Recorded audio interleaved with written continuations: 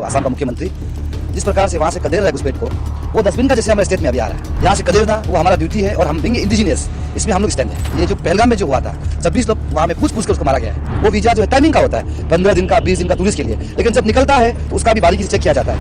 अरुणाचल में घुसपैठ का अड्डा, मस्जिदों का जाल। सीमा राज्य में अवैध मस्जिद, राष्ट्र पर बड़ा खतरा। अरुणाचल में चुपचाप कब्जा, सिस्टम फेल।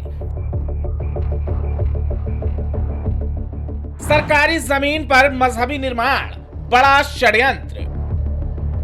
अरुणाचल प्रदेश, बाहरी देश से आए मुसलमान बड़ी साजिश रच रहे हैं। मस्जिद के बहाने क्या जिहादियों को यहां तैयार किया जा रहा है?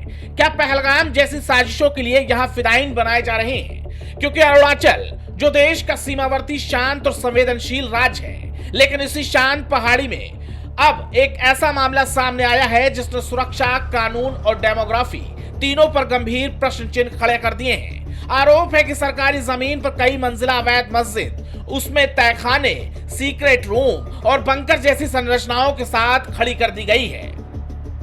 स्थानीय नागरिकों का आरोप है कि यह मस्जिद ना तो सरकारी तौर पर रजिस्टर्ड है, न ही इसके निर्माण की कोई वैधानिक अनुमति ली गई। अरुणाचल जैसे राज्य में जहां एक छोटी दुकान खोलने के लिए ट्रेड लाइसेंस जरूरी है, वहां इतनी बड़ी इमारत कैसे खड़ी हो गई?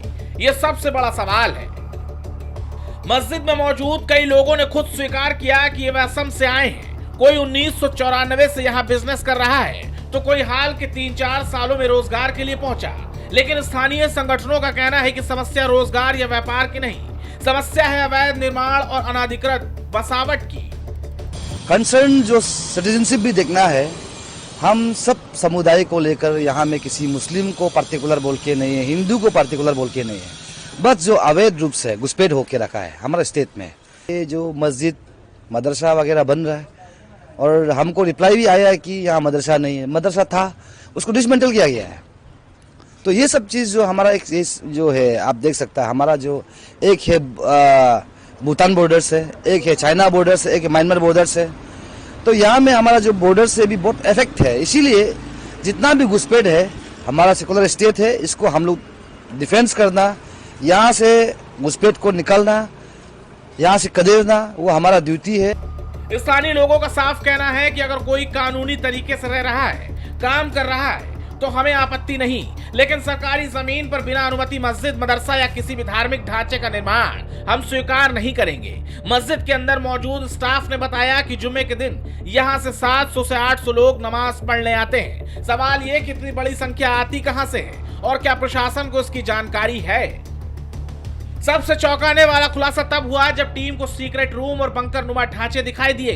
पानी की भारी पाइपलाइन, अंडरग्राउंड स्ट्रक्चर और मजबूत कंस्ट्रक्शन, जिसकी लागत स्थानीय लोगों के मुताबिक 50 करोड़ रुपए से ज्यादा बताई जा रही है। अरुणाचल जैसे राज्य में जहां पानी तक की समस्या है, वहां इतनी बड़ी अंडरग्राउंड व्यवस्था कई सवाल खड़े कर रही है।